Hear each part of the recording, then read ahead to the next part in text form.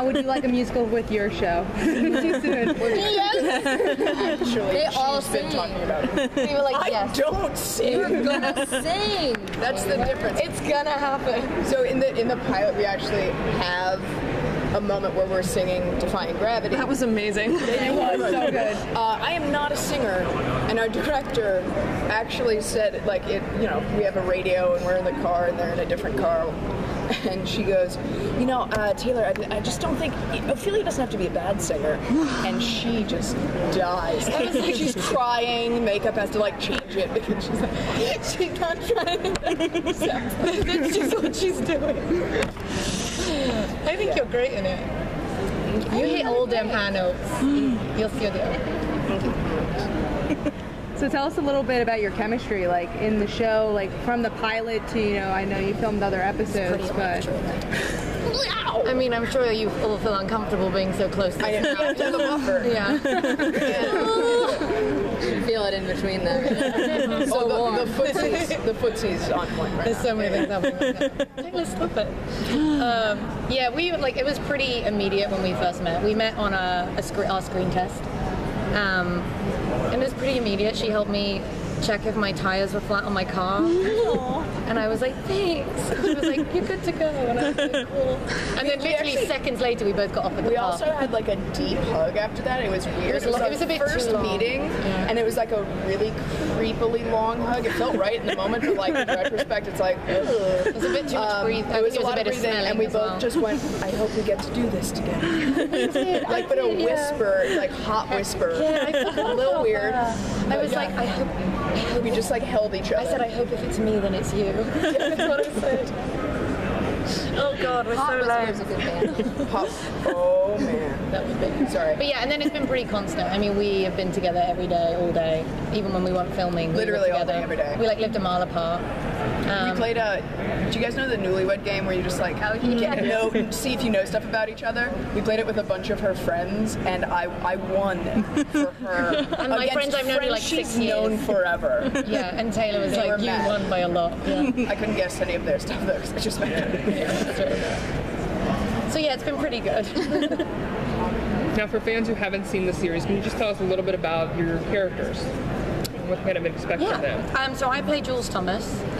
She, kind of when you first meet her, well actually no, when you first meet her, she's a freaking badass. But the life that she's living, she on the outside looks like kind of a normal sorority girl. She's kind of going about her days while you kind of feel that she is hiding a lot from people, and she doesn't feel comfortable in her own skin, and I think she's trying to go through the paces in something that she's not happy in anymore. And then by night she's moonlighting as a vigilante who's avenging sexual assault victims on campus. So she's living two very different lives. And I think it's a very lonely life, and I don't think she realizes that really until she meets Ophelia, who... Handoff. I play Ophelia Mayer. I'm a pot-dealing computer hacker who just kind of doesn't really have a place in life, and I go into an alley and see this female ninja figure beating the shit out of a guy, and I was like, I don't want any. So I stalk her until she agrees, and she doesn't agree, so I kill someone, then she agrees. Because she has to. Because she has to. Yeah, because we have a dead body on our hands. So how about with Jules, like, are we gonna learn how she, like, learned all this martial arts? Like, are we gonna get, like, some flashbacks, or? There's definitely some flashbacks in the show that you deal with. Yeah, we unpack it kind of throughout the season, so you get pieces as you go along, and then there is an episode, it doesn't show the ninja aspect, but there is an episode that shows everything that happened to Jules, and we really do spend the time unpacking the character so you see... Hi, Brandon. I love you guys. So you see, you know, where the cause started and her journey from before her sexual assault to what happened when it happened, and then after, and who she is now.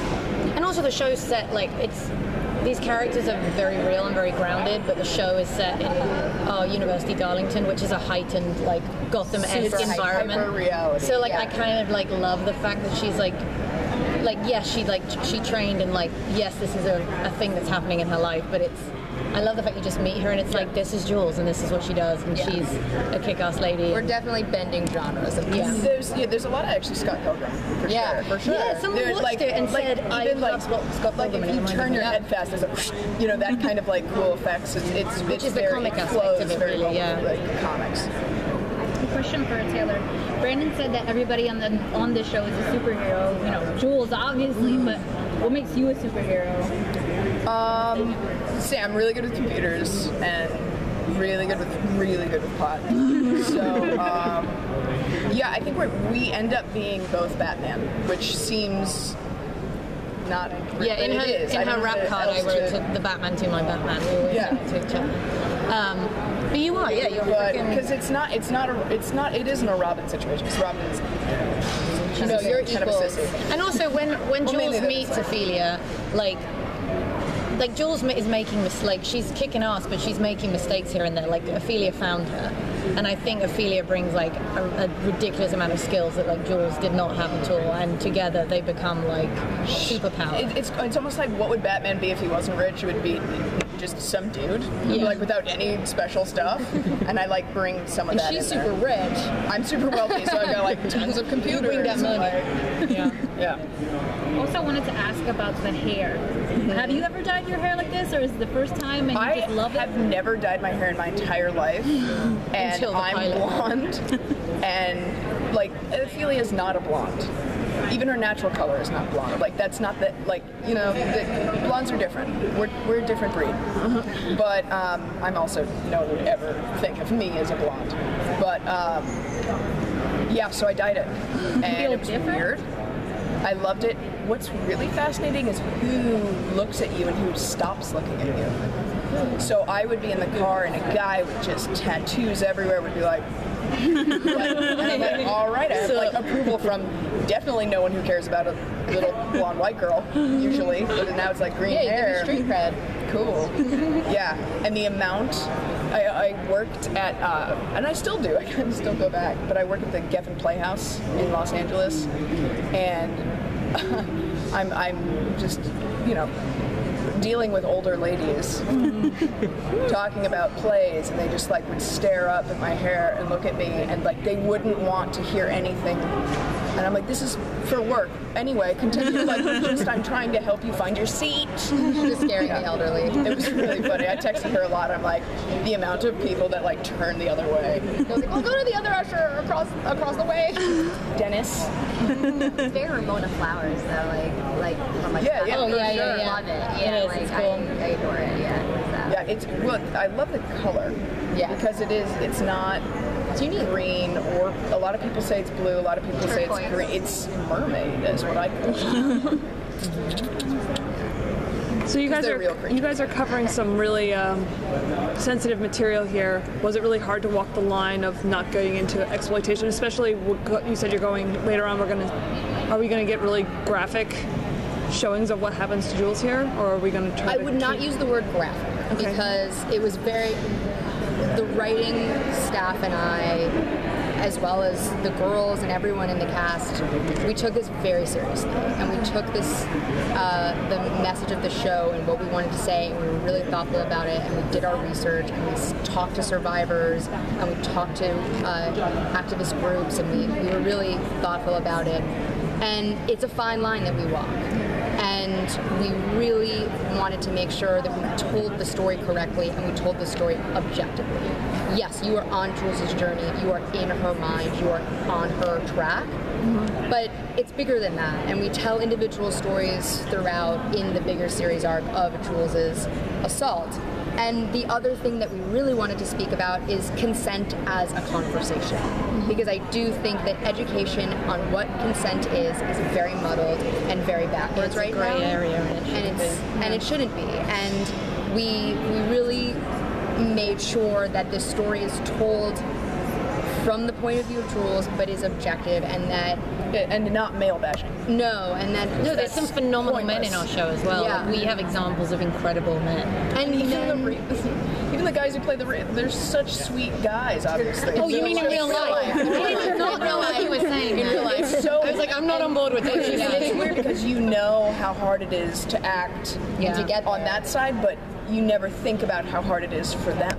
We were very lucky with our male actors. They were Because it's amazing. you have to tap into a different part of your mind, some of them, and others, it's very easy to understand how they could. Yeah, I think when you know you're doing a show that is dealing with a sexual assault as its topic, I think you know that there's going to be tricky scenes. Like I like. Also, we signed on, having read one episode, and you don't know what direction the show's going to go in, but then you meet the creator and you think, I trust and value this person and think they're crazy talented. And the one thing I will say is that all of us had difficult scenes at times, but we as a community, I felt so supported. And anytime it was always a conversation, it was always a collaborative, work, and it never felt graphic at all to us. Yeah. We leaned into the topic, but we did not exploit it. That's a good way to say it. Well, going back to the comic book aspect, are we going to see, I guess, you guys hiding a secret identity? Is that going to be a big part, or is it just hey, we're kind of superhero vigilantes? No, Okay. it's double life for sure. And you get to, by the end of the second episode, they're really a team, and they team up, and they're a vigilante superhero duo around campus, and you kind of get to see the evolution of that, which culminates at the end of the season in a really cool way, where we can kind of back into them really being Batman and really being, that the superhero that everyone wants them to be. So it's kind of the first season almost feels like a prequel to where we end. Yeah, because also the part of the storylines is how we're dealing with our life outside of being vigilantes. Yeah. So if that was all ripped, if that Band-Aid was ripped off, I think you would lose so much of our relationship and us trying to muddle through other relationships and balance our work-day life really with our university life. Something I actually really also love about the writing of the show. We're talking about you. Oh my god, she's here. Is that how in high school shows they always are hanging out at coffee shops or elsewhere, and it's when do you go to school? It's so we actually it's why are you're I see you walking from class, but you've never done homework. You've never done any of these things, and it's very in episode strange. 1, it's Jules is behind on school because she's being a vigilante. Which I appreciated so much, because it's so typical to have her not only is she excelling at school, but she's excelling at night. But it's that wouldn't make sense. she sucks at school. She sucks at school. And these characters have deadlines. They have coursework deadlines. They have exams. Sessions, and they actually do have to figure stuff out on top of. So you just get a lot of layers of. Ooh, it's much harder to do. Have so many hats on instead of. Yeah. And even Ophelia, who's kind of a computer hacker that steals answer keys, she steals tests, and she takes tests because she's so smart and she's bored. So we kind of try and they establish that I never go to class. Yeah. Because we try and spin those, take those stereotypes and spin them and make it a little more reverent and different, so it feels like something you haven't seen before. Which is that continuity police in me, because that little necklace is on the wrong side there, and all of that. Because that always bugged me about shows. And Friends, they never are at work. Why are you never at work? But they actually did that in one episode. Yeah, I remember that episode. And goes, Tuesday mornings. Yeah, Tuesdays. Why aren't you at work? And they're all just oh, shoot, and they run off. There it's oh yeah, my boss doesn't like me either. I wonder if that's universal. It's maybe it's because you're all at a coffee house at Wednesday at 11 o'clock in the morning. Oh, damn. So true. Why do you think it was so important to, making sure to find that blend to where you're not just focusing on the vigilante side or all the personal, and finding that blend to where it really is a mix and showing both sides of their lives? Because I feel like that felt the most real to me. When I sat down to write this, I was what if Quentin Tarantino wrote Girls? What is that show? I want to watch that. And you need both. I think if it's just the vigilante thing, it's what she always a vigilante. It's you need both, and you want to find. I think that's where the real meat of the show is that these are two people that should feel like women that you know or could be trying to do something that they feel is right, and feeling the missteps of that, because that ripples through their real life. and also seeing their real life.